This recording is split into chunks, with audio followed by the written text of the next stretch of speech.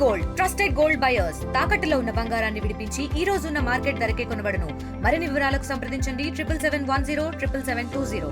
మొదటి సినిమాతో జాతీయ అవార్డు అందుకున్నారు. అలాగే సొసైటీలో జరుగుతున్న సమకాలీన పరిస్థితుల్ని కథావస్తువుగా తీసుకొని ఆయన సినిమాలు రూపొందిస్తున్నారు. అభ్యుదయ భావాలు కలిగిన నరసింహానంది గారు ఇప్పుడు మనతో ఉన్నారు. ఆయన అడిగి మరిన్ని వివరాలు తెలుసుకున్నాం.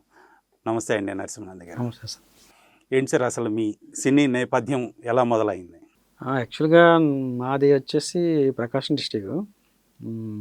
చిన్నప్పటి నుంచి సినిమాలు చూడడం అనేది, సినిమాలు గురించి తెలుసుకోవడం కానీ బాగా ఇంట్రెస్ట్. సో అక్కడి నుంచి విజయవాడలో చదువుకున్నాను. తర్వాత హైదరాబాద్ వచ్చిన తర్వాత బి గోపాల్ గారి దగ్గర నరసింహనాయుడు, సమరసింహారెడ్డి, అల్లరి రాముడు, అడవి రాముడు సినిమాలకి ఒక 5-6 ఇయర్స్ ఆయన దగ్గర వర్క్ చేశాను. తర్వాత నా ఓన్గా నేను ఫస్ట్ ఫిలిము 1940లో గ్రాము నేషనల్ అవార్డు వచ్చింది కదా, ఆ ఫిలిం నా ఓన్గా నేనే డైరెక్ట్ చేస్తూ నిర్మించాను అనమాట. అక్కడి నుంచి ప్రస్థానం కొనసాగింది. తర్వాత ఆ సినిమాకి జాతీయ అవార్డు, తర్వాత 3 నంది అవార్డులు, తర్వాత కమల్తో నా ప్రయాణం నంది అవార్డ్స్ వచ్చింది దానికి కూడా. తర్వాత లజ్జా ఇంటర్నేషనల్ ఫిలిం ఫెస్టివల్స్కి వాటికి వెళ్ళింది. కమర్షియల్గా అంటే మధ్యలో హై స్కూల్ ఒక మూవీ చేశాను. దాని తర్వాత డిగ్రీ కాలేజ్ రీసెంట్గా, అది కూడా కమర్షియల్గా వర్కౌట్ అయింది బాగా. సో ఆ మధ్య కరోనా టైంలో ఒక జాతీయ రహదారి అని ఒక ఆర్ట్ ఫామ్లో ఉన్న ఒక మూవీ, అంటే న్యాచురల్గా అప్పుడు ఉండే పరిస్థితులు వాటికి సమకాలీనంగా తీసాను అనమాట. ఇప్పుడు ప్రజెంటు ప్రభుత్వ సారాయి దుకాణం అని మూవీ చేస్తున్నాను. సో మీ గురువుగారు బి గోపాల్. సో ఆయన శైలికి మీరు రూపొందించే సినిమాలకి చాలా పూర్తి కాంట్రాస్ట్ ఉందనిపిస్తుంది. ఏంటి ఈ భావాలు ఎక్కడి నుంచి వచ్చినాయి? ఎందుకు ఈ దారి ఎంచుకున్నారు మీరు? అంటే నేను మా గురుగారి దగ్గర చేశాను. కాకపోతే ఏంటంటే ఆయన కమర్షియల్ ఫార్మాట్లో, అంటే కమర్షియల్ వేలో బ్లాక్ బస్టర్ సినిమాలు తీశాడు ఆయన. ఇది lorry driver, rowdy inspector, Samarasimha Reddy, Narasimha Naidu. అంటే యాక్చువల్గా ఏ డైరెక్టర్ కానివ్వండి, నాకు తెలిసిందంటే నా పాయింట్ ఆఫ్ వ్యూలో ఒక దగ్గర వర్క్ చేసినా కూడా వాళ్ళ ఓన్ ఒకటి ఉంటుంది అనమాట. స్వతహాగా వాళ్ళు వచ్చిన వాతావరణం కానీ, వాళ్ళు పుట్టి పెరిగిన వాతావరణం కానీ, వాళ్ళు ఆలోచించిన విధానం కానివ్వండి, సినిమాలు చూసిన సినిమాల పట్ల వాళ్ళకున్న అవగాహన కానివ్వండి, ఆ సినిమా డైరెక్ట్ చేసే టయానికి తను చూసిన వాతావరణంలో నుంచి ఏ సినిమాలు అయితే ఇన్ఫ్లుయెన్స్ అవుతారో, ఎవరెవరు డైరెక్టర్లు అయితే ఇన్ఫ్లుయెన్స్ అవుతారో వాళ్ళ ఇన్ఫ్లుయెన్స్ ఎక్కువ పడుతుంది అనమాట. అలాగే నాకేంటంటే ఎక్కువగా అకిరా కురసావా గారి సినిమాలు కానివ్వండి, మణిరత్నం గారి మూవీస్, బాలు మహేంద్ర గారి, బాలచంద్ర గారి, అంటే డిఫరెంట్ కైండ్ ఆఫ్ మూవీస్ని ఇష్టపడుతూ ఉంటాను అనమాట. సో ఆ నేపథ్యంలో నాకు పర్సనల్గా నాకు హంట్ చేసిన సినిమాలు ఏవైతే ఉన్నాయో అవి నాకు బాగా ఇన్ఫ్లుయెన్స్ అయ్యి, నేను ఫస్ట్ ఫిలిం డైరెక్ట్ చేసేటప్పుడు ఒక డైరెక్టర్గా నేనేంటి నిరూపించుకోవాలి, ఒక డైరెక్టర్ మూవీలాగా ఉండాలి అనే ఒక థాట్ ప్రాసెస్లోనే చేసింది అనమాట. అందుకే, ఎందుకంటే అందరూ అడుగుతారు నన్ను, గోపాల్ గారు మీ గురుగారు అలా చేస్తారు కదా సినిమాలు అంటే, అలా చేసే పనికి మా గురుగారు ఉన్నారు, మళ్ళీ నేను ఎందుకు అక్కడ? ఆయన ఆల్రెడీ ఇండస్ట్రీ హిట్లు, బ్లాక్ బస్టర్లు చేసాడు. సో నేనేంటో నిరూపించుకోవాలి కదా.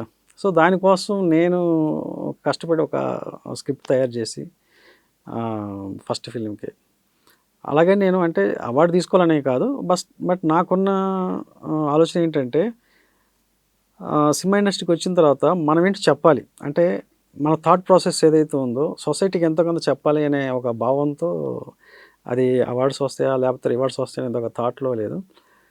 కాకపోతే ఏంటంటే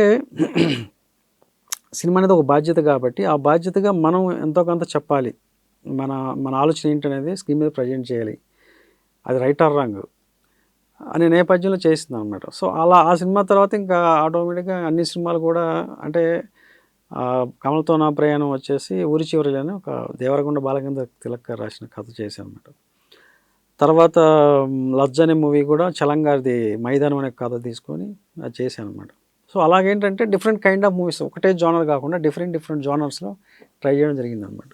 చలంగారి రచనల ఇన్ఫ్లుయెన్స్ మీ మీద ఎక్కువ ఉందనిపిస్తుంది. అంటే ఇవి ఆయన రచనలన్నీ కూడా కొంచెం ఎక్కువగా, అంటే 10th క్లాస్ ఆ టైంలో బాగా చదువుకున్నాను అనమాట. చదివి దానివల్ల ఏంటంటే డైరెక్ట్ చేసేటప్పుడు కొత్తదనంగా ఏదో ఒకటి, అంటే ఎక్కువగా ఆయన ఏంటంటే స్త్రీ కోణంలో ఆలోచించేవాడు అనమాట. తనకు మనసు ఉంటుంది, తనకు ఆలోచన ఉంటుంది అనే ఒక ఏదైతే ధోరణి ఉందో సెంట్రల్ పాయింట్ అది తీసుకొని ఎక్కువగా ప్రతి సినిమాలో కూడా ఇప్పుడు చేసే సినిమాలో కూడా ఎక్కువగా ముగ్గురు అమ్మాయిల మీద చేశాను అనమాట. సో అంటే ఏదైనా కూడా మనం చదువుకున్నది ఏదైతే ఉందో మనల్ని అది ఇన్ఫ్లుయెన్స్ చేస్తుంటుంది ఏదో ఒక టైంలో. మనం ఒక కథ రాసేటప్పుడు కానివ్వండి, స్క్రీన్ మీద మనం ప్లే చేసేటప్పుడు కానివ్వండి, లేదా ఒక నాటకం వేసినా, ఎందుకంటే మనం చదివింది మనం చూసింది ఏదో ఉంటుంది కదా. సో అది డెఫినెట్గా రిఫ్లెక్ట్ అవుతూ ఉంటుంది ఏదో టైంలో.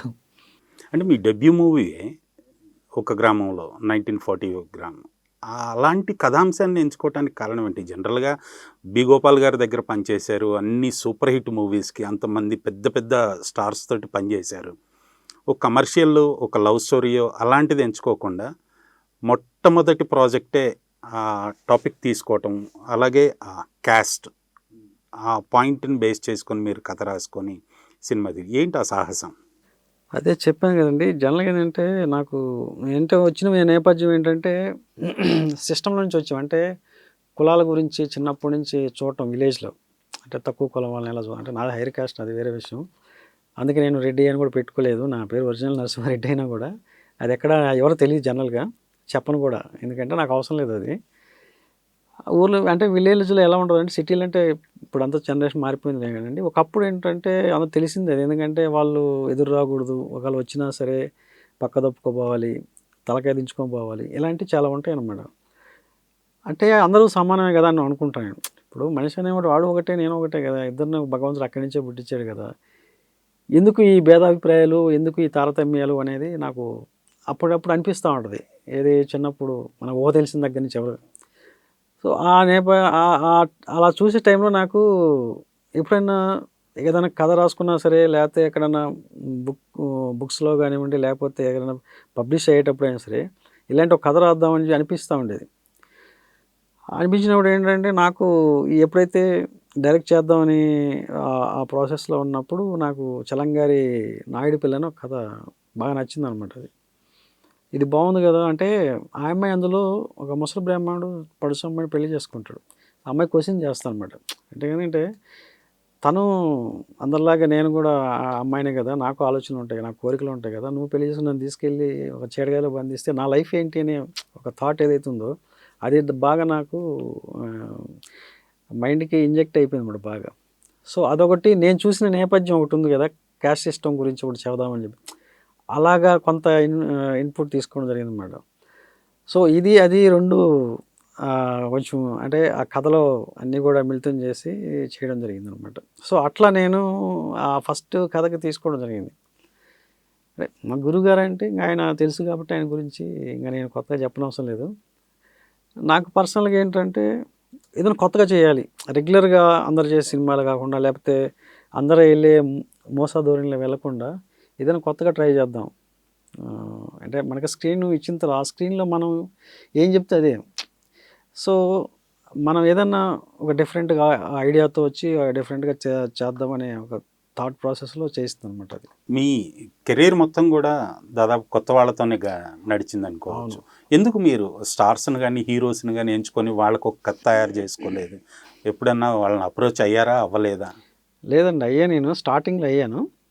అంటే ఇప్పుడు చెప్పుకోవడం కాదని కాదు, అప్పుడు నేను ఎన్టీఆర్ గారితో వర్క్ చేశాను, సినిమా ప్రభాస్ గారితో వర్క్ చేశాను మా డైరెక్టర్ గారి దగ్గర.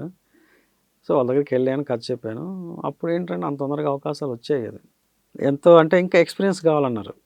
సరే మన దగ్గర కంటెంట్ ఉన్నప్పుడు మన దగ్గర అంటారు కదా, ఆ విషయం ఉంటే డెఫినెట్గా ఏదో రోజు బయటకు వస్తామని చెప్పేసి అలాగా నేను నా ఓన్గా నేను ప్రాపర్టీస్ అమ్మేసుకుని నేనే ఓన్గా దిగాను అనమాట. అంటే ఒక డైరెక్టర్గా నేను ఇండస్ట్రీకి వెళ్ళాలి కాబట్టి, తెలియాలి కాబట్టి, ఎవరు ఇవ్వకపోయినా కూడా అంటే నా దగ్గర విషయం ఉంటే డెఫినెట్గా నేను పైకి వస్తాను. లేదంటే ఎన్ని సంవత్సరాలు సరే అంతే కదా, అక్కడే ఉంటాను. సో అలాంటప్పుడు ఇప్పుడు వస్తే ఏంటి, తర్వాత వస్తే ఏంటి, ఎప్పుడైనా రావాల్సిందే, ఒక డైరెక్టర్ అవ్వాల్సిందే కదా.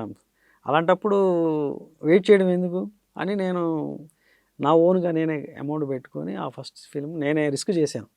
పోతే పోయింది పర్వాలేదు, కానీ నేను డైరెక్ట్ చేయాలి సినిమాని. నా థాట్స్ ఏంటి తెలియాలి ఫస్ట్, నేను ఏం ఆలోచిస్తున్నా తెలియాలి, నా సినిమా ఎలా ఉంటుందో తెలియాలి. సో దాని గురించి ఆ ఫస్ట్ సినిమా నేను అటెంప్ట్ చేయడం జరిగింది అనమాట. సో నేషనల్ అవార్డు వచ్చిన తర్వాత ఇండస్ట్రీలో పరిస్థితి ఏమైనా మారిందా? మీకు ఎవరన్నా పిలిచి మాట్లాడటం అలాంటిది ఏమైనా జరిగిందా? అంటే చాలామంది పిలిచారు, కాకపోతే వాళ్ళ వేవ్ లెంగ్త్ నా వేవ్ లెంగ్త్ కనెక్ట్ కావట్లా. అవకాశాలు ఇచ్చిస్తామన్నారు, కాకపోతే నేను చెప్పిన కథ వాళ్ళకి కనెక్ట్ కాదు, వాళ్ళు ఏదో ఐడియాస్ చెప్తారు, నాకు కనెక్ట్ కావు కొన్ని. ఎందుకంటే కొంచెం కనెక్ట్ కావాలి, ప్రొడ్యూసర్గా డబ్బులు పెట్టే వాళ్ళకి డైరెక్ట్గా నేను డైరెక్ట్ చేసేదానికి కొంచెం కనెక్ట్ అయితే వెళ్ళిపోద్ది. కనెక్ట్ కాకపోతే ఏంటంటే సరే చూద్దామంటారు, సరేలేండి మన సినిమాలో చేసుకుంటుంటాం, వాళ్ళు చేసుకుంటూ ఉంటారు. అలా జరిగిందనమాట. కొత్త దారిలో వెళ్ళేవాడికి ఎవరికి అంత తొందరగా అవకాశం అనేది రాదు. అందరి రూట్లో వెళ్ళేవాడికి ఏదైనా జరుగుతూ ఉంటుంది. నువ్వేదో చేద్దాం అనుకుంటే అది అవసరం లేదు, ఇది చేయి అంటారు. సో నాకు అది పెద్దగా కరెక్ట్ కాదు. అందుకని నేను నా దారిలో నేను వెళ్తూ ఉంటాను అనమాట. అది హిట్ కానీ ఫ్లాప్ కానీ సరే మ్యాటర్ తర్వాత విషయం. కాకపోతే రెగ్యులర్గా వెళ్ళే సినిమాలకి నేను కొంచెం దూరంగా ఉంటాను. అందుకే నరసింహానంద్ అనేవాడు కొంచెం కొత్తగా తీస్తారు సినిమాలు అంటారు. ఇప్పటికైనా స్టిల్ నేను చేసేది ఏదైనా కూడా కొంచెం ఏదో కంటెంట్ ఉంటుంది దాంట్లో. అందరూ అంటే రెగ్యులర్ సినిమాలా కాకుండా ఇతని దాంట్లో ఏదో కంటెంట్ ఉంటుంది, చూడొచ్చు అనే ఒక మైండ్ సెట్కి అయితే వస్తారనమాట.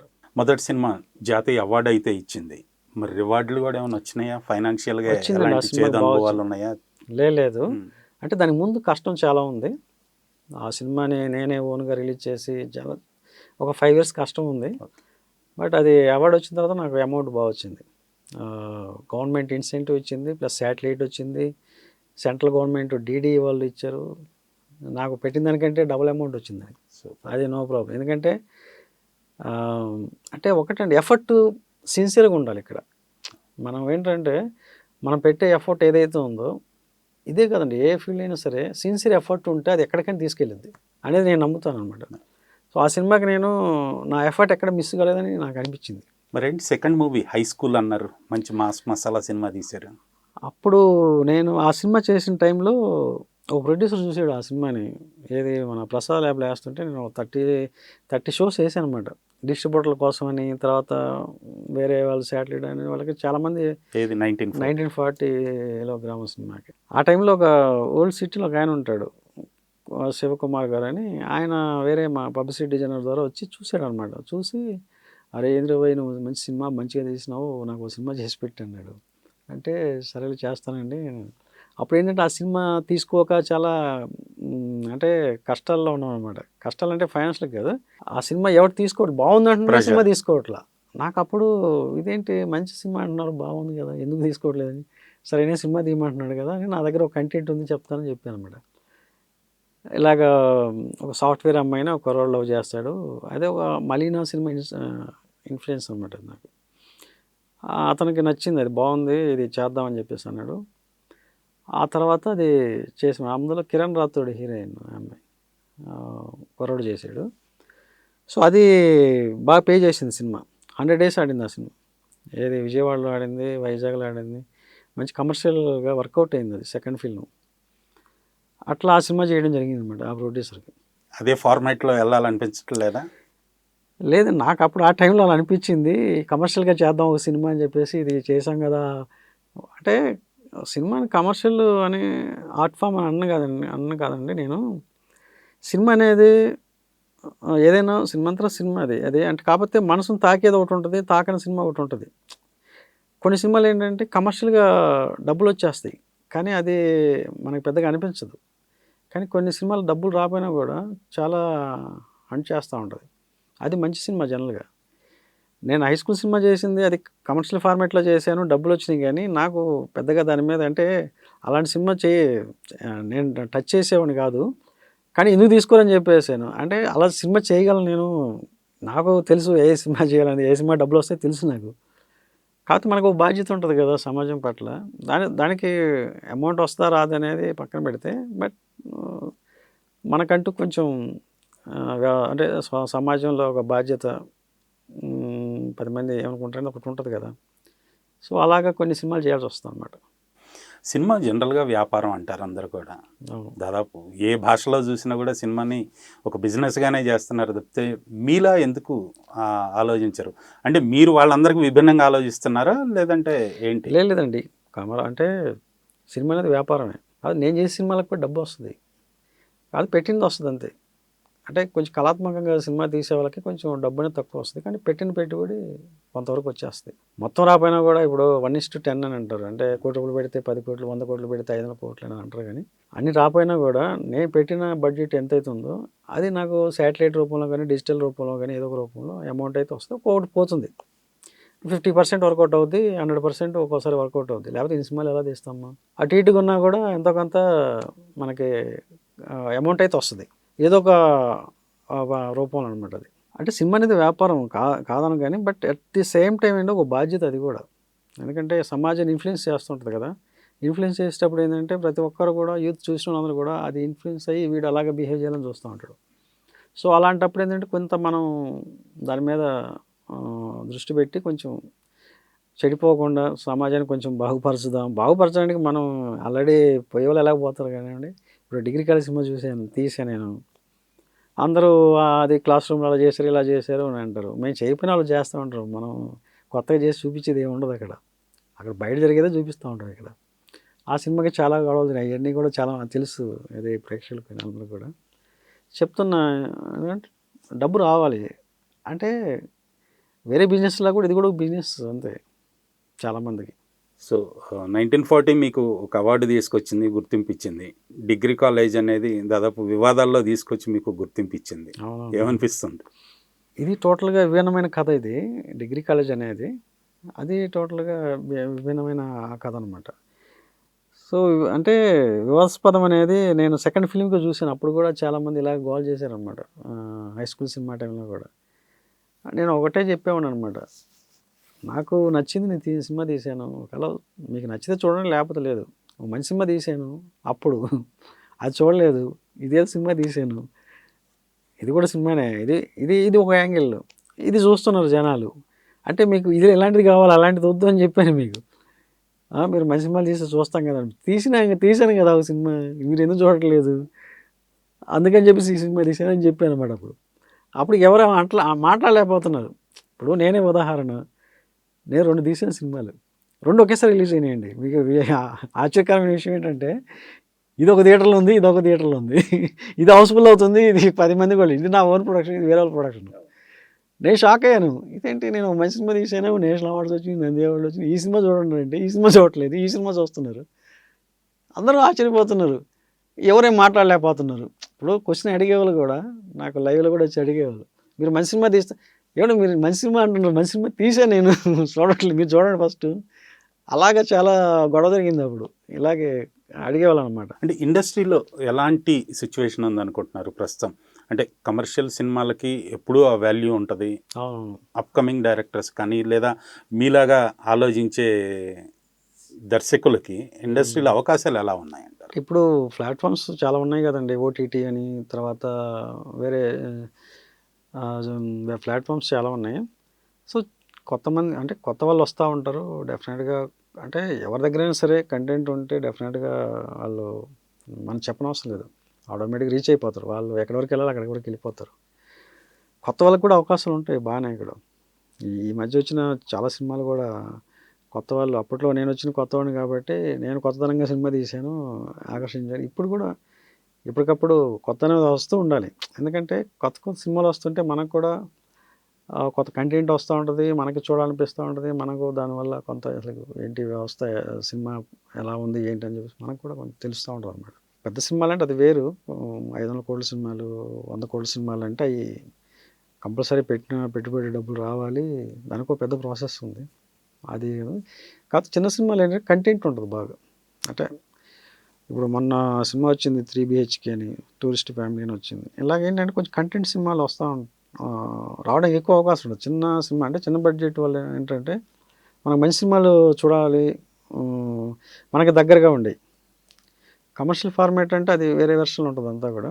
బట్ చిన్న సినిమాల వల్ల ఏంటంటే చిన్న బడ్జెట్ల వల్ల నెంబర్ ఆఫ్ కంటెంట్లు మనకి చూడడానికి అవకాశం ఎక్కువ ఉంటుంది. అలాగే కొత్త డైరెక్టర్స్ ఎక్కువ రావడానికి కానీ, వాళ్ళకి ఇండస్ట్రీలో నిలదొక్కుకోవడం కానీ రావడానికి ఎక్కువ అవకాశం ఉంటుంది అన్నమాట. థియేటర్స్కి ప్రేక్షకులు రావటం లేదు, ఫుట్ ప్రింట్స్ తగ్గిపోయినాయి అంటున్నారు. ఇలాంటి టైంలో ఇలాంటి సినిమాలు తీస్తే ఎలా సర్వైవ్ అవుతారు? 10 కోట్లు బడ్జెట్ పెట్టామనుకోండి, లేకపోతే 5 కోట్లు బడ్జెట్ పెట్టామంటే సినిమా బాగుంటే మనకి ఓటీటీలో అయినా సరే అది వర్కౌట్ అవుద్ది అమౌంట్, రిటర్న్స్ అనేవి వచ్చేస్తాయి.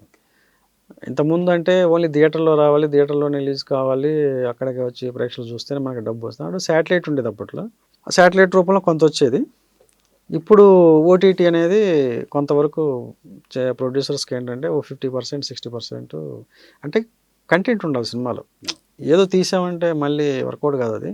సినిమా బాగుండి మనకి ఎమోషన్స్గా మనల్ని కదిలించగలిగి ఒక మంచి అద్భుతమైన సినిమా తీసాడంటే డెఫినెట్గా మనకి ఓటీటీల్లో ఎంత పెట్టినా కూడా, అది 5 కోట్లు, 10 కోట్లు, 100 కోట్లు పెట్టినా, 100 కోట్లు పెట్టినా కూడా ఒక్కోసారి కదిలించలేకపోతే ఓటీటీలో కూడా పోయిద్ది అది. ఎవరు చూడరు కదా. ఫస్ట్ ఒక 10 మినిట్స్ 15 మినిట్స్ చూడగానే అర్థమైపోయింది కథ, ఇదేంటి వ్యవహారం ఏంటని చెప్పేసి.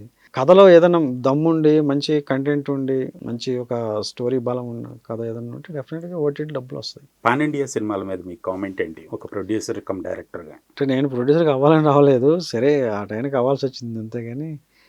పాన్ ఇండియా అంటే పెద్ద హీరోలకి అది కంపల్సరీ చేయాలండి. ఎందుకంటే 500 CR పెట్టినప్పుడు కంపల్సరీ పాన్ ఇండియా చేస్తేనే అమౌంట్ రిటర్న్ అవుద్ది. లేకపోతే ఒక్క తెలుగు నమ్ముకుంటే రాదు అంత అమౌంట్. రాజమౌళి గారు చేశారు కదా.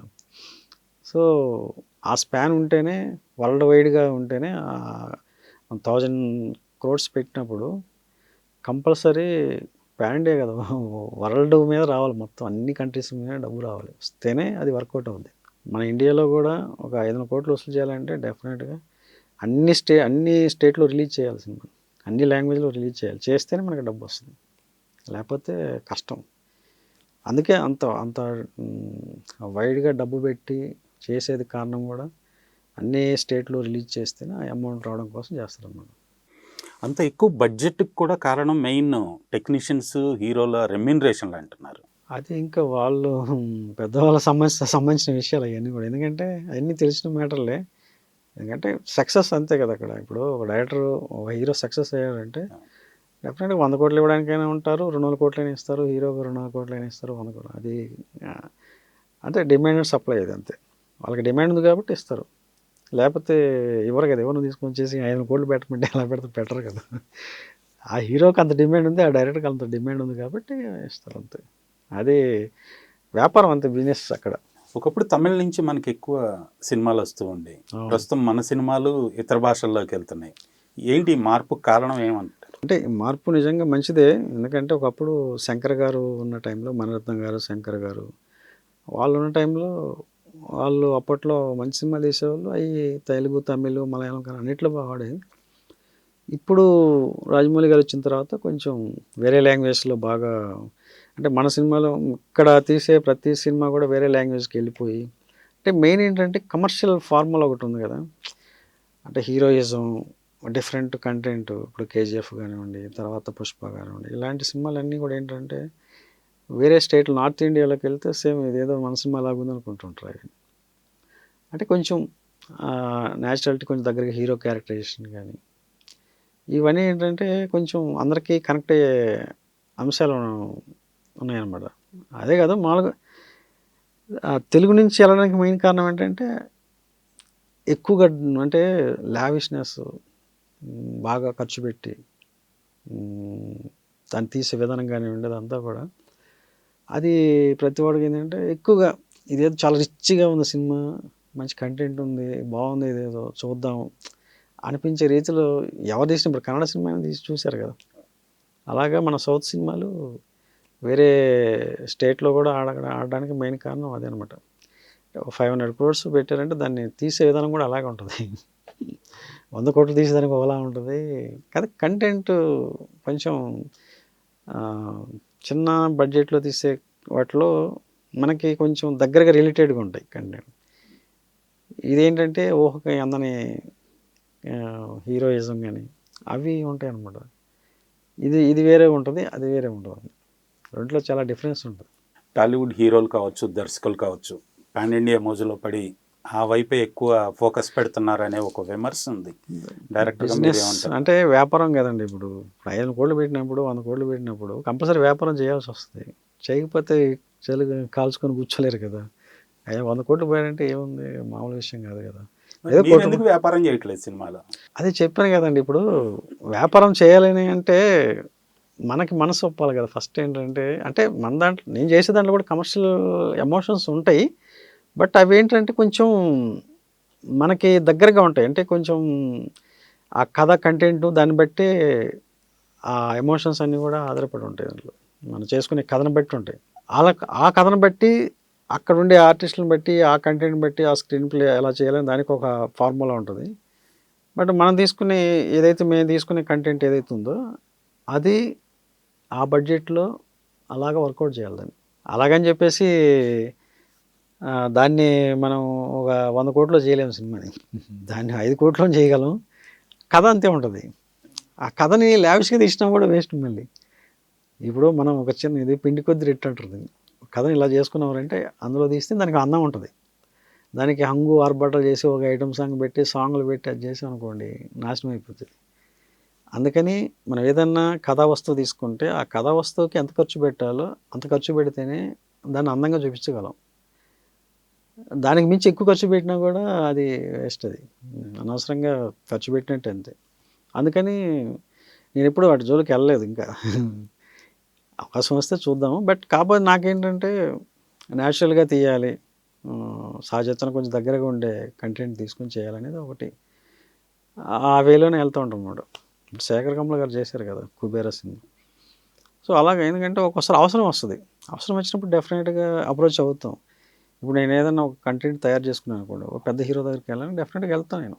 వెళ్ళి వాళ్ళకి కథ చెప్పి పంపిస్తాను. అది ప్రాబ్లమ్. ఎందుకంటే నేను సినిమాలు చేసినవాడిని కాబట్టి. కాబట్టి నాకెప్పుడు అనిపించలేదు అలాగా. అనిపించినప్పుడు వెళ్తాను నేను కూడా. వెళ్ళి కథ చెప్పి పంపిస్తాను నేను. సో మీరు చలంగారు రచనలు లేదా షేక్స్పియర్ రచనలు ఇలా వీటిని చూసి ఇన్స్పైర్ అవుతున్నారు, కథలు రాసుకుంటున్నారు. చాలామంది కొరియన్ సినిమాలు, ఇతర భాషలు, ఇతర దేశాలకు సంబంధించిన సినిమాల నుంచి స్టోరీస్ కాపీ కొడుతున్నారు, ఇన్స్పైర్ అవుతున్నారు అనే విమర్శ ఒకటి ఉంది. ఒక్కొక్కరు ఒక్కొక్క నేపథ్యం ఎంచుకుంటారు. ఇప్పుడు ఎందుకంటే నాకు జనరల్‌గా ఏంటంటే, అంటే ఫస్ట్ నుంచి కొంచెం బుక్స్ చదువుకున్నాను కాబట్టి అందులో నుంచి ఇన్‌ఫ్లుయెన్స్ అవుతున్నాను. నేను చూసిన జనాలు కానివ్వండి, వాళ్ళ మైండ్ సెట్, చదివిన బుక్స్ కానివ్వండి, లేదా చూసిన సినిమాల్లో నుంచి కానివ్వండి, కొంత ఇన్‌ఫ్లుయెన్స్ అవుతూ ఉంటాం. అలాగేంటంటే ఏదైనా సరే ఎమోషన్ సంబంధించినవి ఉంటది. అందులో ఉండే కంటెంట్‌లో ఉండే క్యారెక్టరైజేషన్స్ ఏవైతే ఉన్నాయో అవి జనరల్‌గా ఏంటంటే ఏదైనా ఆ ఎమోషన్ పట్టుకోగలిగితే కొరియన్ సినిమా అవ్వచ్చు, లేకపోతే జర్మనీ మూవీ అయినా అవ్వచ్చు, ఇంకోటి ఏదైనా అవ్వచ్చు. Emotion important. సో నాకు ఏంటంటే ఆయన తీసిన అంటే రాసినటువంటి 'మెక్బత్'లో ఉండే క్యారెక్టర్స్‌ని కానివ్వండి, తర్వాత 'ఒథెల్‌లో' ఉండే క్యారెక్టరేషన్ కానివ్వండి, అంటే నాకెందుకు కనెక్ట్ అయ్యి సరే ఇలాంటిది ఒక కథ తయారు చేద్దాం అని చెప్పేసి అనిపించి, నేను ఈ సినిమా 'ప్రభుత్వ సారీ దుకాణంలో' ఒక 3 క్యారెక్టర్స్‌లో అయి అడాప్ట్ చేయాల్సొచ్చిందనమాట. బావుంటది అంటే నేను కొంత చూశాననమాట. సొసైటీలో కొంతమంది వ్యక్తులను చూస్తే నాకనిపించిందనమాట. ఓహో! ఇలాగ ఉంటారు కాబట్టి వీళ్ళని మనం ఇలాగ అడాప్ట్ చేసి మనం ఒక కథను అల్లుకోవచ్చు అని చెప్పేసి అనిపించి, ఆయన కథల్లో నుంచి కొన్ని క్యారెక్టర్స్‌ని నేను నా ఓన్‌గా తయారు చేసుకొని చేయడం జరిగిందనమాట. ఎందుకంటే ఆయన అప్పుడే రాశాడు. షేక్స్‌పియర్ గారు చాలా సంవత్సరాల క్రితం మనుషుల మనస్తత్వాలు ఇలా ఉంటాయి సొసైటీలో. మనకి బయటకు మాట్లాడే ఒకలా ఉంటది. మనిషి లోపల ఇంకొకలా ఉంటాడు. ఒకే మనిషిలో ఇద్దరు వ్యక్తులు ఉంటారు అనేది ఆయన అప్పట్లోనే రాశాడు. సో అవి చాలా స్టేజీ షోస్ బోలెడన్ని చేశారన్నమాట అప్పట్లో. సో నాకది నచ్చి ఇందులో పొందుపరచడం జరిగిందనమాట ఈ కథలో. రైట్. మీరు సొసైటీలో జరిగే సిచ్యువేషన్స్, మీరు చూసిన పరిస్థితులు వీటిని నేపథ్యంగా తీసుకున్నారు, ఇన్స్పైర్ అవుతున్నారు. సమకాలీన రాజకీయాల మీద ఏదన్నా ఒక సినిమా తీసే అవకాశం ఉందా? అంటే ఇది యాక్చువల్‌గా ఇప్పుడు చేసింది రాజకీయాల్లోనే చేశాను. ఒక పొలిటీషియన్ ఎలా ఉంటాడో అనేది చూపించాననమాట. ఇప్పుడు సమకాలీన పరిస్థితుల్లో ఒక పొలిటీషియన్ అనేవాడు వాడు ఎన్ని యుక్తులు, కుయుక్తులు ఉంటాయని చెప్పేసి చూస్తే అది ప్రతివాడికి అనిపిస్తూ ఉంటది. ఇలా ఉంటారా వీళ్ళు అని చెప్పేసి. చాలా అంటే కొంతమంది వ్యక్తులండి చాలా క్రూయల్‌గా ఉంటారు. వాళ్ళు మాట్లాడే తత్వం కూడా చాలా సాఫ్ట్‌గా ఉంటది. వాడు ఇంకొక రకం చూస్తే ఇంకొకలా ఉంటాడు. అంటే పొలిటికల్‌గా అందరూ అలా ఉంటారని చెప్పట్లేదు గానీ, బట్ కొంతమందిని చూస్తే నేను చాలా మందిని కలిసానన్నమాట. కలిసినప్పుడు వాళ్ళు ఉండే యాంగిల్ చూస్తే నాకు చాలా షాకింగ్‌గా అనిపించేది.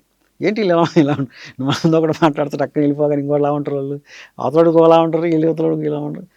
అంటే వచ్చిన ప్రతి ఒక్కడికి వాళ్ళు ఏదో ఒకటి చెప్పి పంపిస్తూ ఉండాలి. పనులు చేయించుకోవడం కోసం. రకరకాలుగా వేషధారణ మారుస్తూ ఉంటారన్నమాట. అది అంటే కామన్ ఆడియన్స్కి కొంతమంది తెలియదు, బట్ దగ్గరికి వెళ్ళి చూసిన వాడికి తెలుస్తుండవు అనమాట.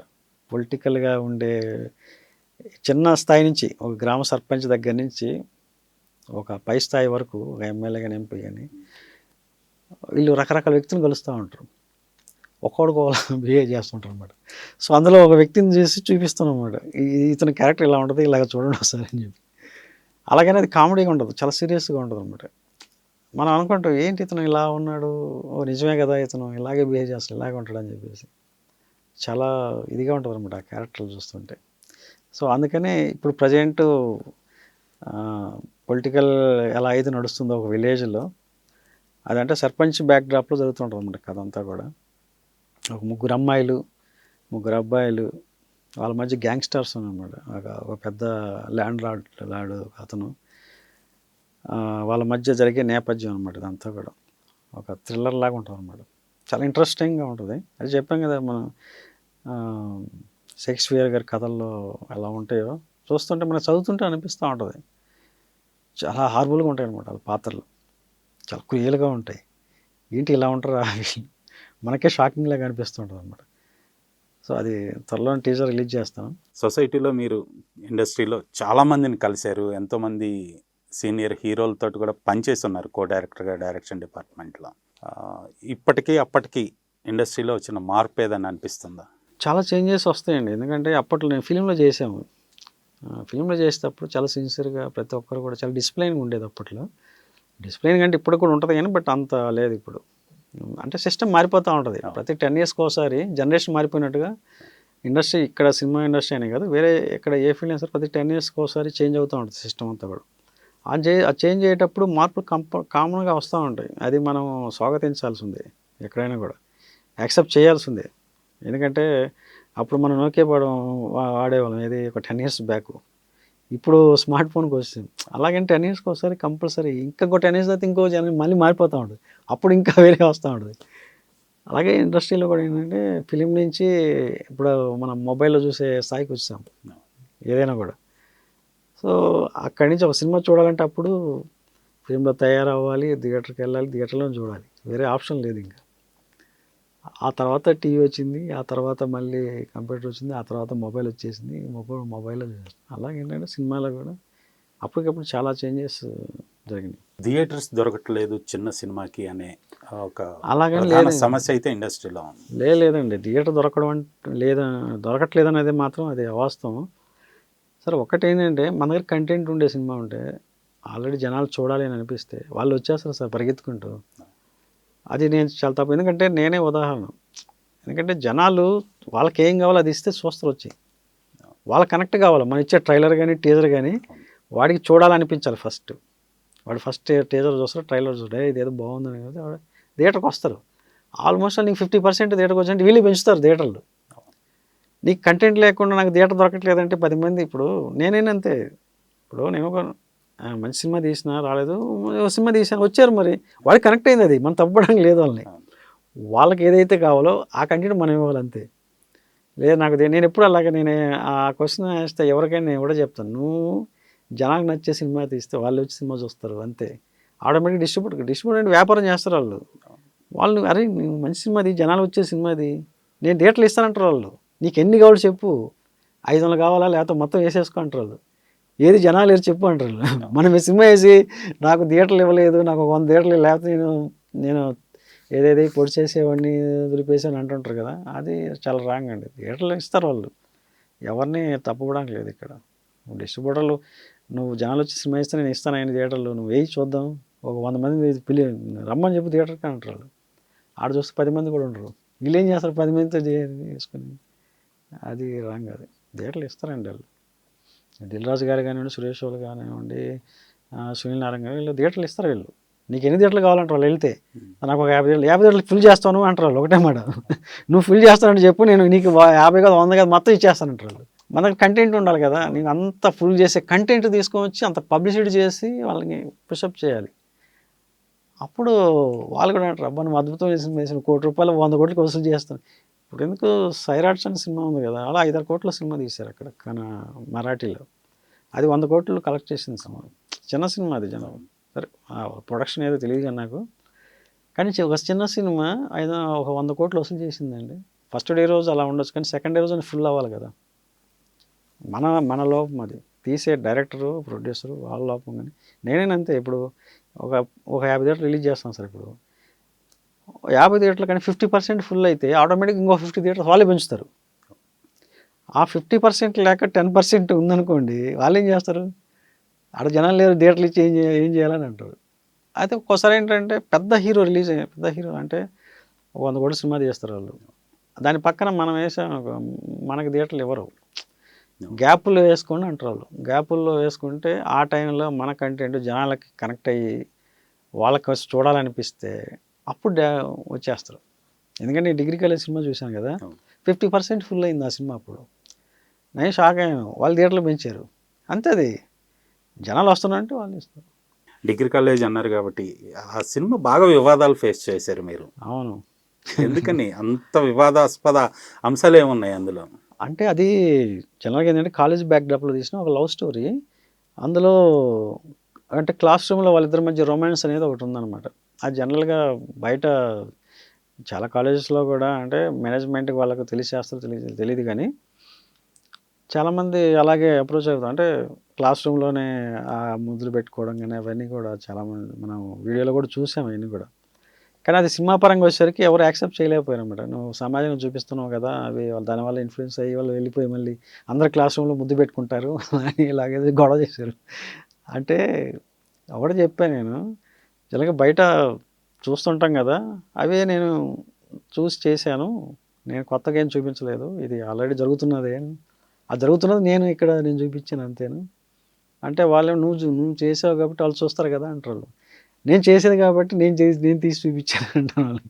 సో అట్లా గొడవ అయిపోయి ఆడ అంటే జీవిత గారు ఆ రోజు ఓపెనింగ్ చేయడానికి వచ్చింది అనమాట. వచ్చి ఇదేంటి నాకు చూపిస్తారా ఇలాంటివి అంటే, మేడం అది కాదు సినిమా చూడండి మీరు అంటే, సినిమా చూసిన తర్వాత ఓకే అంటే కన్విన్స్గా ఉంది, ఇది ప్రాబ్లం లేదని ఆవిడే సర్టిఫికేట్ ఇచ్చిన తర్వాత, ఇది తప్పులేదు దీంట్లో, వాళ్ళు అలా ఉన్నారు కాబట్టి అలా బిహేవ్ చేశారు వాళ్ళు.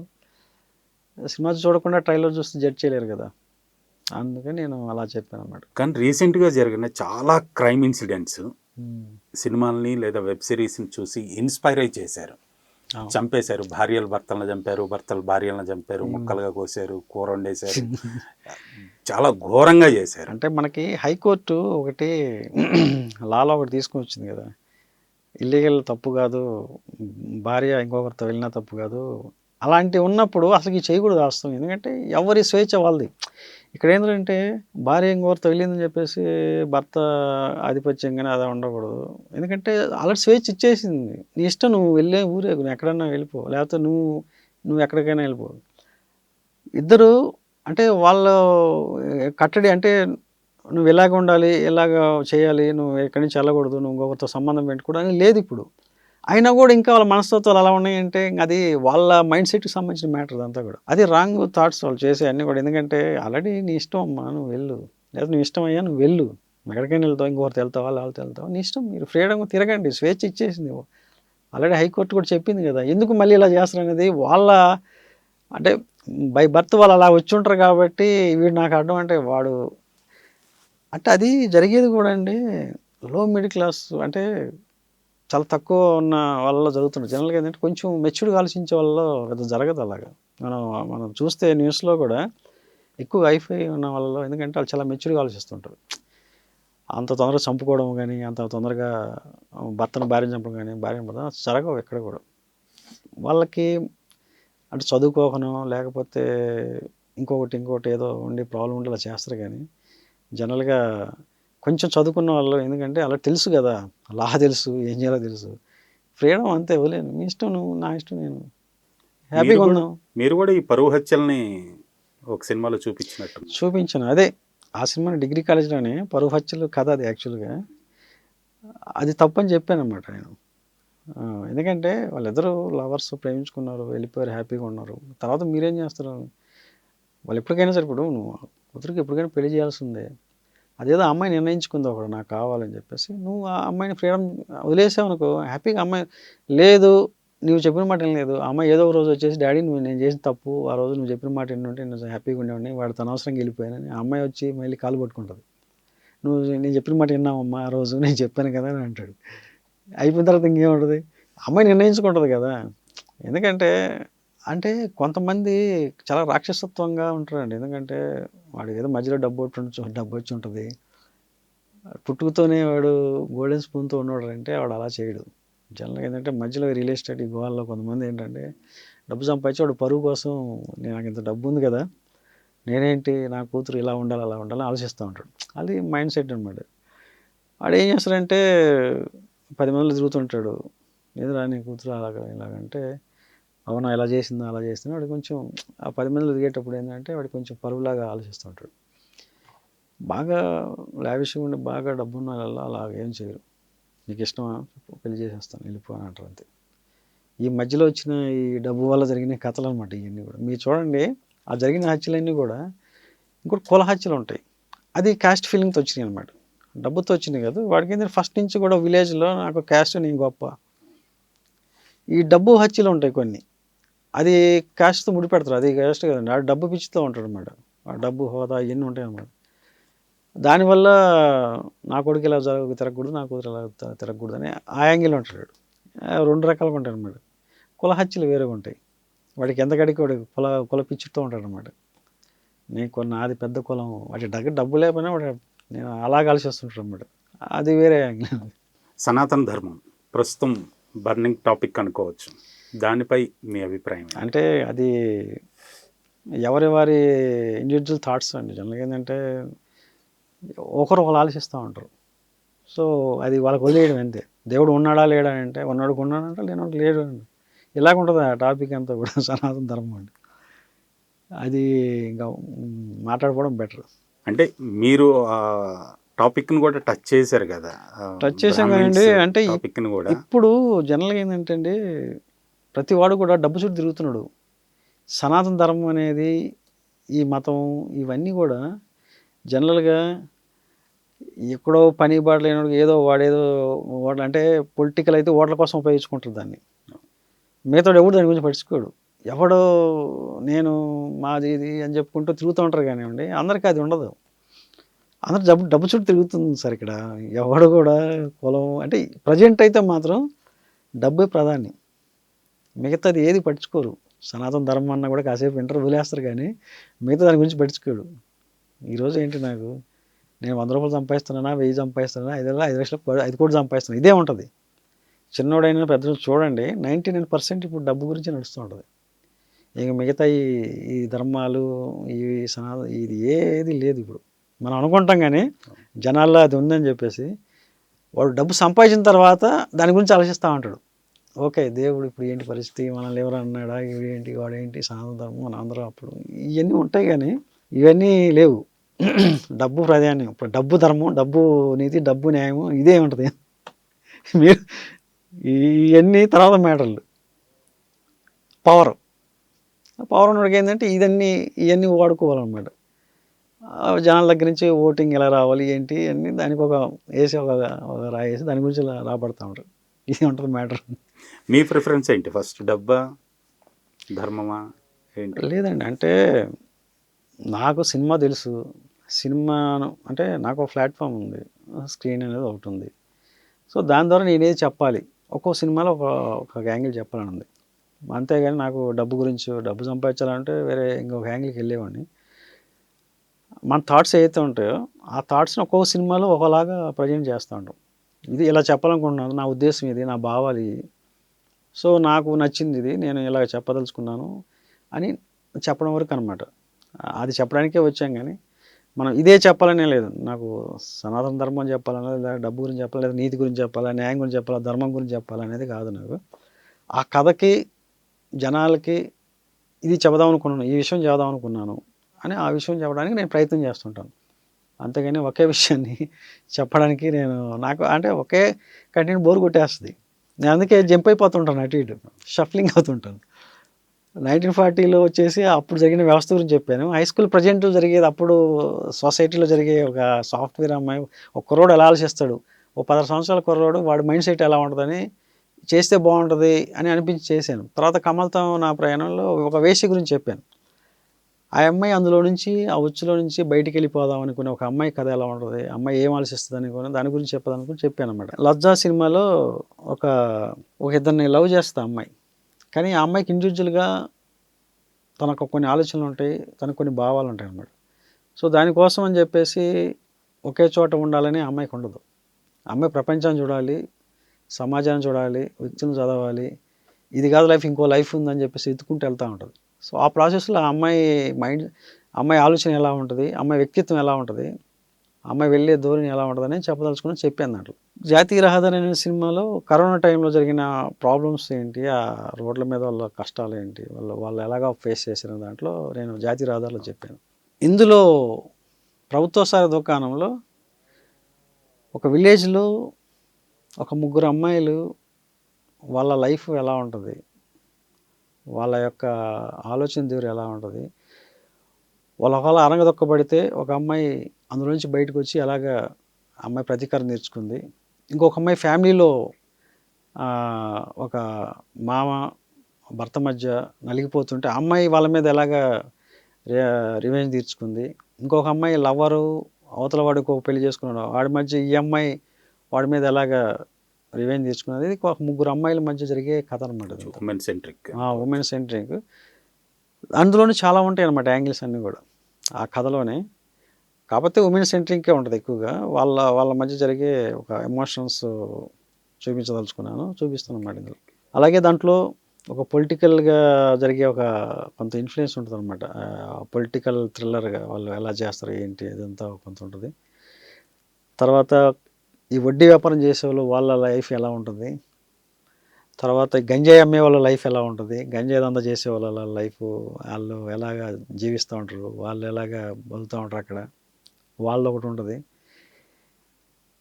ఒరిజినల్గా ఫ్యామిలీలో ఒక ఫాదరు ఒక ఇద్దరు కొడుకులు ఉంటే ఇద్దరు కొడుకులు ఒకడు ఒకలా ఉంటాడు, ఒకడు ఇంకొకడు అలా ఉంటాడు అనమాట. తండ్రిలాగా ఒకడు బిహేవ్ చేస్తుంటాడు, ఒకడేమో చాలా నిజాయితీగా ఉంటాడు. వాళ్ళ ముగ్గురు మధ్య జరిగే డ్రామా ఎలా ఉంటుంది, ఇవన్నీ చాలా చూపించదలుచుకున్నాను దాంట్లో. ఈ అంటే 3 చాప్టర్లు ఉంటుంది, ఇది ఫస్ట్ చాప్టర్ అనమాట. టైటిల్ ఏంటి సారాయి దుకాణం అని? అది 1980s 90sలో జరిగిన ఒకటి ఉంది కదా, ఏది అప్పట్లో సారాయి దాని అంటే ఒరిజినల్గా గవర్నమెంట్ అండి అమ్మేది, ప్రసాద్ అని చెప్పేసి. వీళ్ళు సారాయి దొంగతనంగా సారాయి అమ్మేవాళ్ళు అనమాట. ఆ బ్యాచ్ అనమాట వీళ్ళది. ఇది గవర్నమెంట్ తెలిసి తీసుకెళ్ళి లోపల పడేస్తారు. సో అది తెలియకుండా వీళ్ళు ఏంటంటే దొంగతనంగా సారాయి అమ్మి ఆ సారాయి మీద బతుకుతూ వాళ్ళు జీవిస్తూ ఉంటారు. సో అక్కడ వాళ్ళ మధ్య ఒక రైవల్ స్టార్ట్ అవుతుంది అనమాట. రైవల్ స్టార్ట్ అయ్యి అక్కడి నుంచి వాళ్ళ లైఫ్ స్టార్ట్ అయ్యి 2025 వరకు వాళ్ళు ఏం చేశారు అప్డేట్ అవుతారు అనమాట. ఫస్ట్ సారాయి అమ్మేవాళ్ళు ప్రజెంట్ గంజాయి దందాకి వస్తారన్నమాట వాళ్ళు. సో ఆ కథ అక్కడి నుంచి స్టార్ట్ అవుతుంది కాబట్టి నేను ప్రభుత్వ సారాయి దుకాణం అని పెట్టాను అనమాట. ఇది ఫస్ట్ పార్ట్లో వచ్చేసి క్యారెక్టర్స్ మొత్తం ఇంట్రడక్షను, వాళ్ళు ఎక్కడెక్కడి నుంచి వచ్చారు ఏంటి, వీళ్ళు పుట్టుపూర్వత్వం ఏంటి, ప్రజెంట్ ఏంటి, వాళ్ళు ఏ దందా నడుపుతున్నారు. ఆ సెకండ్ పార్ట్లో మళ్ళీ 1980s అక్కడ కూడా వెళ్తుంటాం అనమాట. అక్కడ అసలు ఏం జరిగింది, వాళ్ళు అక్కడి నుంచి ఎక్కడి నుంచి ఎలా వచ్చారు, ఇదంతా ఉంటుంది అన్నమాట ఈ కథ అంతా. అందుకనే దాని మీద ప్రభుత్వ సారాయి దుకాణం అనే పేరు పెట్టాను అనమాట. సో ఒక్కొక్క శతాబ్దానికి ఒక్కొక్క పార్ట్ లాగా ఒక్కొక్క శతాబ్దానికి ఒక్కొక్క పార్ట్ అనమాట. దశాబ్దానికి రైట్. సో అట్లా ఆ సినిమాకి ఆ టైటిల్ పెట్టాల్సి వచ్చింది. నెక్స్ట్ ప్రాజెక్ట్ ఏంటి ఏమైనా ఆలోచించారా? నెక్స్ట్ ఉంది, వేరే ప్రొడ్యూసర్స్ కూడా ఉన్నారు చేద్దామని చెప్పేసి. అంటే నేను చేసే ప్రతి సినిమా కూడా నాకు రిటర్న్స్ వచ్చేస్తాయండి, అందుకని నాకు ప్రాబ్లం లేదు. ఎవరొకరు వచ్చి అప్రోచ్ అవుతుంటారు సినిమాది. అంటే నా వేవ్ లెంగ్త్ కలిసిన వాళ్ళతో నేను సినిమా తీస్తుంటాను. వాళ్ళు వేవ్ లెంగ్త్ కలవలేదనుకో నేను చేయలేను. ఇది చెబుదాం అనుకుంటున్నాను, ఈ సినిమాలో ఈ కంటెంట్ ఉంది, ఇది చేయాలనుకుంటున్నాను అంటే వాళ్ళకి కనెక్ట్ అవుద్ది. ఆ కనెక్ట్ అయిన వాళ్ళతో మనం ట్రావెల్ అవుతూ ఉంటాం అనమాట. సో ఇది నాకు ఫ్రెండ్స్ అనమాట, వాళ్ళు ఇద్దరు. వాళ్ళు కథ చెప్పిన తర్వాత వాళ్ళు ఓకే అన్నారు. వాళ్ళు వేరే బిజినెస్లో అనమాట. చేద్దామండి, ఇది బాగుంది, మా కమర్షియల్ కూడా వర్కౌట్ అవుతుంది. ఇది ఒక కమర్షియల్ సినిమా అనమాట. డిగ్రీ కాలేజ్ ఒకలాగా ఉంటుంది, ఇది ఒకలా ఉంటుంది అనమాట. ఇది కూడా ఒక టైప్ ఒక అలాగా కాంట్రవర్సీ మ్యాటర్లా ఉంది దాంట్లో కూడా. అలాగని నేను కాంట్రవర్సీ కోసం సినిమా తీయను కానివ్వండి, చెప్తున్నాను. ఎందుకంటే నా ఉద్దేశాలు అలా ఉంటాయి కాబట్టి కొంచెం అంటే డెప్త్లో ఉంటాయి ఎక్కువగా. ఏదో లైటర్ వేలో చెప్పము కథని, కొంచెం లోతుకి వెళ్ళి అధ్యయనం చేసి దాని గురించి సినిమా తీస్తుంటాం కాబట్టి చూసే వాళ్ళకి చాలా హంటింగ్లా ఉంటుంది మేడం, కొట్టినట్టు ఉంటుంది. సో వాళ్ళకి నచ్చి మేము ఒక 3 ఇయర్స్ నుంచి, ఇది 3 ఇయర్స్ నుంచి ప్రాజెక్ట్ అనమాట, ఇప్పుడు కాదు, 3 ఇయర్స్ నుంచి చేస్తూ ఉన్నాం సినిమా. 3 పార్ట్లు అనమాట. ఇది రేపు సెప్టెంబర్లో రిలీజ్ ప్లాన్ చేస్తాను. టీజర్ కూడా నెక్స్ట్ మంత్ ప్లాన్ చేస్తాం అనమాట, టీజర్ రిలీజ్ చేయడానికి. మీరు మీ కెరీర్లో ప్రభాస్ తోటి, ఎన్టీఆర్ తోటి, అలాగే బాలకృష్ణ తోటి వర్క్ చేశారు. అవును. సో వాళ్ళతో వర్కింగ్ ఎక్స్పీరియన్స్ని బ్రీఫ్గా. క్లోజ్గా ఉండేవాళ్ళం అండి ముగ్గురితోనే. అంటే బాలయ్య బాబుతో కొంచెం బాగా క్లోజ్గా ఉండేవాడిని, ఎన్టీఆర్తో కూడా క్లోజ్గా ఉండేవాడిని, ప్రభాస్తో పెద్దగా క్లోజ్గా ఉండేవాడిని కాదు, వేరే అసిస్టెంట్ డైరెక్టర్ ఉండేవాళ్ళు. ఎక్కువగా ఏదన్నా డైలాగ్ చెప్పాలన్నా కూడా నేను వెళ్ళేవాడిని అనమాట, బాలయ్య బాబు దగ్గరికి వెళ్ళి డైలాగ్ చెప్పేవాడిని. అంటే అసోసియేట్ వర్క్ చేశాం కాబట్టి నాకు స్క్రిప్ట్ ఇచ్చేవాళ్ళు, తీసుకెళ్ళి మా డైరెక్టర్ గారు వెళ్ళి డైలాగ్ చెప్పు అంటే వెళ్ళి చెప్పాను అనమాట. క్లోజ్గా మాట్లాడేవాళ్ళు, బాగుంటారు చాలా. అంటే ఎన్టీఆర్ అయితే జోవిల్గా ఉంటాడు, సరదాగా ఉంటాడు. బాలయ్య బాబు అంటే బాబు ఆయన ఆయన ఉంటాడు, నేను వెళ్ళి డైలాగ్ చెప్పడం వరకు. ఏదన్నా అడిగితే సజెషన్ అడిగితే ఈ క్యారెక్టర్ ఏంటిదంటే చెప్తా ఉంటాను అనమాట. ఎందుకంటే పరుచూరి గోపాలకృష్ణ గారు వాళ్ళు మామూలుగా డైలాగ్స్ స్క్రిప్ట్ ఇస్తారు కాబట్టి ఇచ్చి చెప్పేవాళ్ళు, చెప్తా ఉండేవాళ్ళు. అంటే బాలకృష్ణ దగ్గరికి వెళ్ళటానికే భయపడేవాళ్ళు అని విన్నాం లేదు అప్పట్లో. లేదు, అప్పుడు ఎందుకంటే మాకు డైరెక్టర్ గారు గోపాల్ గారు కదా, ఆయన చెప్పమనేవాళ్ళు అనమాట. ఓకే. సో ఆయన సినిమాల్లో ఆయన ఉండే వాళ్ళ, అంటే వాళ్ళిద్దరి మధ్య ఉండే రిలేషన్ ఒకటి ఉంటుంది కదా, అందువల్ల మాకు హ్యాపీగానే ఉండేది ఆయనతో. ఎప్పుడు కోపపడడం కానీ అలాంటివి ఏం లేవు, సరదాగా ఉంటాడు. బాలయ్య బాబు కూడా సరదాగా ఉంటాడు, సరదాగా నవ్విస్తూ జోకులు వేస్తూ. ఎన్టీఆర్ కూడా సరదాగా ఉంటాడు. నేను ఎన్టీఆర్ గారితో చేసింది అల్లరాముడు చేశాను అప్పట్లో. బాలయ్య బాబుతో నరసింహనాయుడు, తర్వాత పల్నాడు బ్రహ్మనాయుడు అవి చేశాను. నరసింహానంద్ గారి నుంచి సేమ్ ఇలాంటి సబ్జెక్టులు ఎక్స్పెక్ట్ చేయాలి అంతేనా, ఏమన్నా పందా మారే అవకాశం ఉందా? మళ్ళీ డిఫరెంట్ కాన్సెప్ట్లు వస్తాయి నా నుంచి, ఎందుకంటే రెగ్యులర్ సినిమాలు అయితే నేను చేయను. ఎప్పటికైనా కూడా కొత్తదనంలోనే నేను జనాలు కనెక్ట్ చేయాలని చూస్తుంటాను. కొత్తగా ఏదన్నా ప్రయత్నం చేద్దాం, కొత్తగా ప్రజెంట్ చేద్దాం సినిమాని. అందులో ఏదో కొంత, అంటే ఇందులో మెసేజ్ నేను చెప్పట్లేదు, ఏదో అంటే ఇంటర్నల్గా మెసేజ్ ఉంటుంది ఇందులో కూడా. ప్రతి క్యారెక్టర్లో కూడా వీళ్ళగా మనం ఉండకూడదు అనిపిస్తూ ఉంటుంది.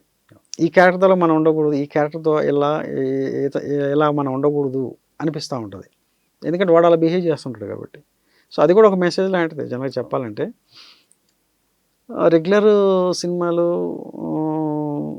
అంటే సహజత్వానికి కొంచెం దగ్గరగా రిలేటెడ్గా ఉండే సినిమాలను ఎక్కువగా మనం ప్రయత్నం చేస్తూ ఉంటాం ప్రతిసారి కూడా. ఈసారి కూడా అలాంటి సినిమాలే వస్తూ ఉంటుంది. రైట్. అవార్డ్స్ మీద మీ అభిప్రాయం ఏంటి? గద్దర్ అవార్డ్స్ కావచ్చు, జాతీయ అవార్డులు కావచ్చు, అంటే జాతీయ అవార్డ్స్ అనేది జెన్యూన్గా ఉంటాయండి. ఎందుకంటే నేను అప్పుడు ఎవరో తెలియదు, కొత్త నేను అసలు. ఒక సినిమా తీశాను, సిన్సియర్గా ఎఫర్ట్ పెట్టాను, పంపించాను అంతే. నేను ఎవరు కూడా తెలియదు ఎవరికి. అక్కడ వాళ్ళకి జ్యూరీ మెంబర్స్ నచ్చింది, ఇచ్చారు. అది 99% 100% జెన్యూన్గా ఉంటాయి. అందులో ఎక్కడ కూడా ఇన్ఫ్లుయెన్స్ కానీ లేకపోతే లాబియింగ్ లాంటి అవి ఏమి ఉండవు. 99% ఉండవు, ఏమో 1% నాకైతే తెలియదు. ఎందుకంటే నేను ప్రత్యక్షంగా చూశాను కదా. ఇంకా గద్దర్ అవార్డ్స్, నంది అవార్డ్స్ అంటారు, అవి నాకు పెద్దగా వాటి గురించి నేను మాట్లాడను. ఎందుకంటే అవి అంటే నేను ఎప్పుడు జ్యూరీ మెంబర్కి వెళ్ళాను. అక్కడికి వెళ్ళాను నేను జ్యూరీ మెంబర్గా, ఏది నేషనల్ అవార్డుకి వెళ్ళాను కాబట్టి నేను అక్కడ సిన్సియర్గా నాకు ఏదైతే నచ్చిందో ఆ సినిమాని నేను మెన్షన్ చేసి వచ్చాను అనమాట. నాకు తెలుసు కాబట్టి వాళ్ళందరూ నన్ను ఎవరు ఇన్ఫ్లుయెన్స్ చేయలేదు. నువ్వు ఈ సినిమాకి ఆ సినిమాకి నేను ఎవరు అడగలేదు, నీకు ఏ సినిమా నచ్చింది. నిజం సార్, అది నేను వెళ్ళాను జ్యూరీ మెంబర్గా కాబట్టి అడుగుతున్నా. వెళ్ళినప్పుడు నేను అంటే వేరే వాళ్ళు వెళ్తే ఎలా ఉండేది, నేను వెళ్ళినప్పుడు మాత్రం నేను సిన్సియర్గా నాకు నచ్చిన సినిమాలు, నాకు ఈ క్యారెక్టర్ నచ్చింది, ఈ కథ నచ్చింది, ఈ స్క్రీన్ ప్లే నచ్చింది నాకు అని నాకు నచ్చి నేను మెన్షన్ చేసి వచ్చిన సినిమాల్లోనే వాళ్ళు సెలెక్ట్ చేసుకున్నారు అంతే. అందుకే నేను చెప్పగలుగుతున్నాను. వేరే వాళ్ళు వెళ్ళినప్పుడు ఎలా చేస్తారో నాకైతే తెలియదు. నేను వెళ్ళిన ఆ సంవత్సరం నేను ఏదైతే చెప్పానో సినిమాలు అయ్యే వాళ్ళు ప్రజెంట్ చేశారు అక్కడ.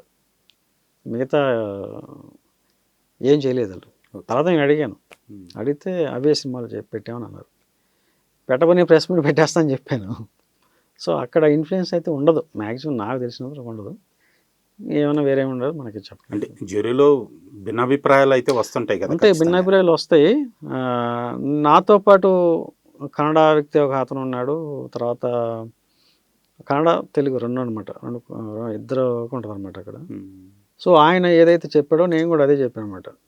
తెలుగు నుంచి ఏ సినిమా మేము సెలెక్ట్ చేసాం ఆ సినిమాలు కూడా ఆయనే చెప్పాడు. అది కూడా అంటే అక్కడికి వెళ్ళిన వ్యక్తులందరూ కూడా చాలా అంటే డిఫరెంట్ మైండ్ సెట్తో ఉన్న వాళ్ళే. రెగ్యులర్గా కమర్షియల్ సినిమా డైరెక్టర్లు ఎవరు అంటే వచ్చిన అవార్డ్స్ కూడా అలాగే ఇస్తారు కదా జనరల్గా, కొత్తదనం ఉండే వాళ్ళకి ఇస్తారు. ఇప్పుడు లాస్ట్ టైం కలర్ ఫోటోకి ఇచ్చారు, సో అందులో ఏదో కొత్తదనం ఉంది కదా దాంట్లో, కథలో అయ్యుండొచ్చు, క్యారెక్టరైజేషన్ అవ్వచ్చు, ఆ పాత్రలో అవ్వచ్చు, ఏదైనా కూడా. సో అలాంటి వ్యక్తులు వెళ్ళినప్పుడు అక్కడికి వాళ్ళు కూడా అలాగే ఆలోచిస్తుంటారు.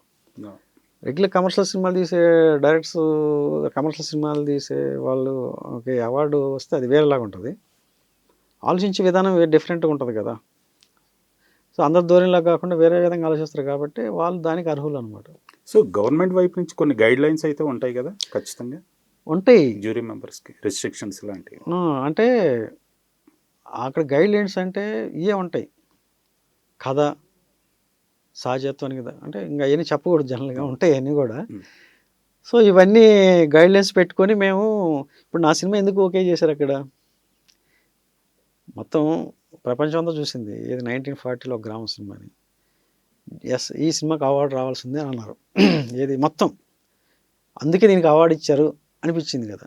సో నా థాట్ ప్రాసెస్ ఏదైతే ఉందో నేను అలాగే ఆలోచిస్తుంటాను కదా, ఇందులో ఏదైనా ఉందా, క్యారెక్టరైజేషన్ ఉందా, లేదా కథ ఉందా, లేదా మంచి మ్యూజిక్ ఉందా, లేదా స్క్రీన్ ప్లే ఉందా, ఈ క్యారెక్టరైజేషన్స్ వల్ల ఏంటి ఉపయోగం, ఏంటి కథ వల్ల ఏంటి ఉపయోగం, సమాజానికి ఎలాగా ఇన్ఫ్లుయెన్స్ అవుతుంది దీంట్లో వస్తే, ఇలాగ చాలా ఉంటాయి దాంట్లో.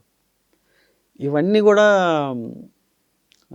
అర్థం చేసుకొని ఆ సినిమాలు చూస్తూ ఇందులో ఏదన్నా విషయం ఉందా లేదా, కంటెంట్ ఉందా లేదా, ఇవన్నీ చాలా ఉంటాయి దాంట్లో, చాలా గైడ్లైన్స్ ఉంటాయి. సో బన్నీకి జాతీయ అవార్డు వచ్చింది పుష్పకి, జ్యూరీ మెంబర్గా ఏ కేటగిరీలో ఇచ్చుంటారు, ఎలా వాళ్ళు ఆయన్ని సెలెక్ట్ చేసి ఉంటారు అనుకుంటున్నాను. అంటే అది నేను చెప్పలేను, ఎందుకంటే అక్కడికి వెళ్ళిన జ్యూరీ మెంబర్స్ వాళ్ళు ఎందుకు సెలెక్ట్ చేశారని నేను దాని గురించి మాట్లాడకూడదు, ఎందుకంటే జరిగింది, నాకు దాని గురించి కామెంట్ చేయకూడదు. అతను పెర్ఫార్మెన్స్ బాగుంటుందండి దాంట్లో, అంటే నేను చెప్పడం కాదు, ప్రపంచంతో చూసింది కదా, అద్భుతమైన పెర్ఫార్మెన్స్ అది. అలా చేయాలంటే కొంచెం కష్టంగా ఉంటుంది, బట్ ఆ సినిమాకి ఆ ఇయర్లో అది మంచి అంటే బెస్ట్ యాక్టర్ అనిపించి ఉంటుంది ఆ టైంలో. అంటే ఆ సంవత్సరం ఏమేమి వెళ్ళి నాకు తెలియదు, తను బాగా యాక్ట్ చేశాడు. అది అంటే నాకు కూడా నచ్చింది ఆ క్యారెక్టరేషన్. కానీ పుష్ప కూడా డిఫరెంట్గా ట్రై చేశారు తను కూడా, సుకుమార్ గారు కూడా కొత్తగా చెప్దాం అనే ఒక అంటే ఆ బ్యాక్ డ్రాప్ కానివ్వండి, ఆ స్టోరీ కానివ్వండి, తీసుకున్న నేపథ్యం ఏదైతే ఉందో అదంతా కూడా కొత్తదనంగా ఉంది. నేను ఫస్ట్ పార్ట్ నాకు బాగా నచ్చింది. దర్శకుడిగా మీకు ఏదైనా ఒక డ్రీమ్ ప్రాజెక్ట్ కానీ లేదా ఈ హీరోని నేను డైరెక్ట్ చేయాలని కానీ కోరిక ఏమైనా ఉందా? నాకు లైఫ్లో సినిమాలు చేసుకుంటూ వెళ్ళాలి, ఇది డ్రీమ్ అని లేదు, బట్ నా లైఫ్లో నాకు ఒక గోల్ ఉంది, డెఫినెట్గా ఆ గోల్ రీచ్ అవుతాను, అంబిషన్ ఉందన్నమాట. అదంటే ఇదని కాదు, ఎప్పటికైనా సరే ఆస్కర్కి వెళ్ళే సినిమా ఒకటి తీయాలని నాకు ఉంది లైఫ్లో, అంతే. నాకు ఎండ్ అదే, ఇంకా అది ఇప్పుడు అవుద్దా నెక్స్ట్ అవుద్దా అంటే నేను అనుకొని నేను ఫస్ట్ సినిమా చేయలేదు, నాకు ఏదో నేషనల్ అవార్డు వస్తుందని నాకు ఒక థాట్ ఉంది, చెప్పదలుచుకున్నాను చెప్పాను. అలాగే నాకు వచ్చిన థాట్లో నాకు ఒక ఆలోచన వచ్చినప్పుడు అది ఆస్కర్ వరకు వెళ్ళొద్దా లేకపోతే జాతీయ అవార్డు వరకు వెళ్ళొద్దా అని నాకు తెలియదు.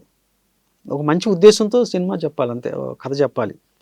ఆ మంచి ఆలోచన ఏదైతే ఉందో అది అక్కడ వరకు వెళ్ళొచ్చు ఏదో ఒక టైంలో, అది ఇప్పుడు అవ్వచ్చు, లేకపోతే నెక్స్ట్ ఇయర్ అవ్వచ్చు, లేకపోతే ఒక 5 years పట్టవచ్చు, ఒక 10 years పట్టొచ్చాము.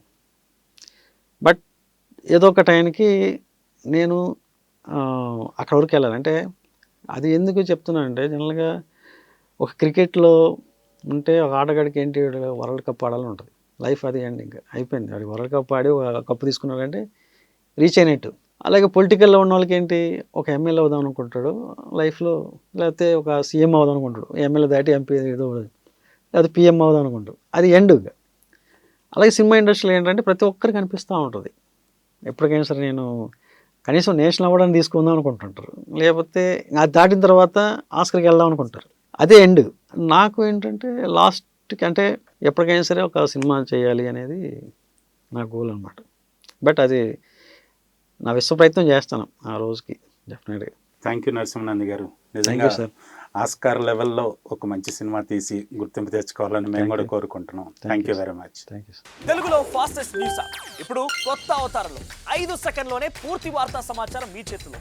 సోషల్ మీడియా ట్రెండ్స్ మీ కళ్ళ ముందుకే live TV and voice search ఆప్షన్స్తో ఇప్పుడే డౌన్లోడ్ చేయండి. యాప్ లింక్ డిస్క్రిప్షన్లో ఉంది.